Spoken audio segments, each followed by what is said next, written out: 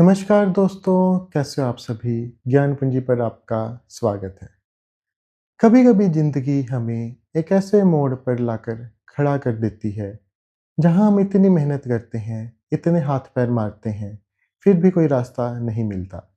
लगता है जैसे हमारी सारी कोशिशें बेकार जा रही हैं।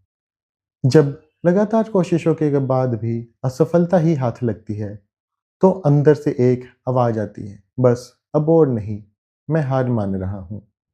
अगर आप भी इन दिनों अपनी परेशानियों से लड़ते-लड़ते थक चुके हैं और आपको कोई हल नज़र नहीं आ रहा, तो आज की ये कहानी सिर्फ़ आपके लिए ही है। एक बार एक किसान अपने खलिहान में काम कर रहा था। वहाँ सूखी घास का बहुत बड़ा ढेर लगा हुआ था। काम करते समय अचानक उसकी नज़र अपनी कलाई पर पड़ी। उसकी घड़ी गायब थी। वह घड़ी उसके लिए बहुत खास थी क्योंकि वह उसके पिता की आखिरी निशानी थी। किसान घबरा गया। वह पागलों की तरह उस सूखी घास के ढेर में अपनी घड़ी ढूंढने लगा।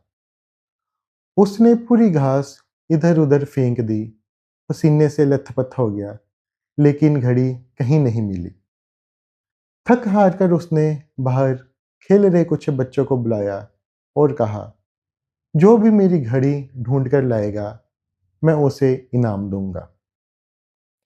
इनाम के लालच में सारे बच्चे खलिहान में घुस गए। उन्होंने भी घास का कोना-कोना छान मारा। बहुत शोर-शराबा हुआ, बहुत मेहनत लगी, लेकिन घंटों बीत जाने के बाद भी किसी के हाथ कुछ नहीं लगा। किसान पूरी तरह निराश हो गया। उसने हार मान ली और बच्चों से कहा, रहने दो बच्चों, अब वह घड़ी कभी नहीं मिलेगी। मेरी मेहनत तो बेकार चली गई और आप सबकी भी। तभी उन बच्चों में से एक छोटा लड़का किसान के पास आया और बोला, अंकल अंकल, मुझे बस एक आखिरी मौका दे दीजिए। मैं अकेले अंदर जाना चाहता हूँ। किसान ने सोचा कि जब इतने सारे लोग मिलकर कुछ नहीं कर पाए, तो ये अकेला क्या कर लेगा। फिर भी उसने लड़के को अंदर जाने दिया। लड़का खलिहान के अंदर गया। बाहर किसान उदास बैठा था।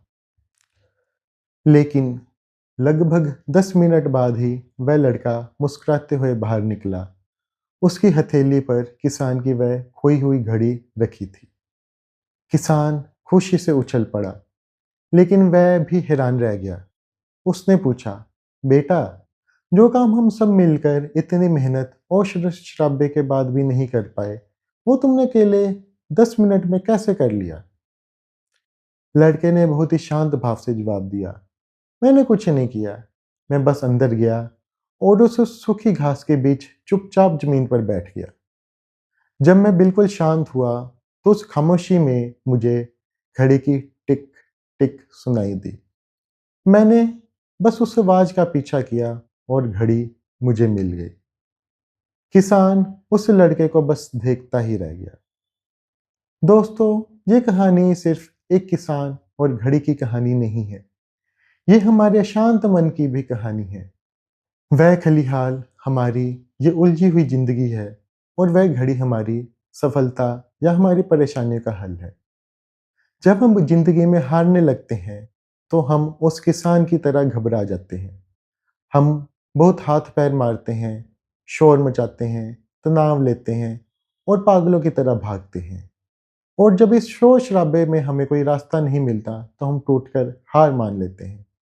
लेकिन ज़िंदगी हमें ये सिखाती है कि कई बार बहुत ज़्यादा मेहनत या हाथ-पैर मारना भी काम नहीं आता। जब ज़िंदगी में कुछ भी सही ना हो रहा हो, जब लगे कि सब कुछ खत्म हो रहा है, तो पागलों की तरह भागना बंद कर दीजिए।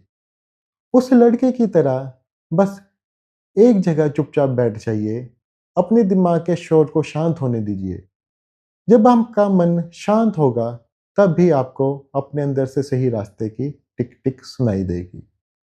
इसलिए हार मत मानिए, बस खुद को थोड़ा शांत कीजिए, समाधान आपके भीतर ही है। धन्यवाद।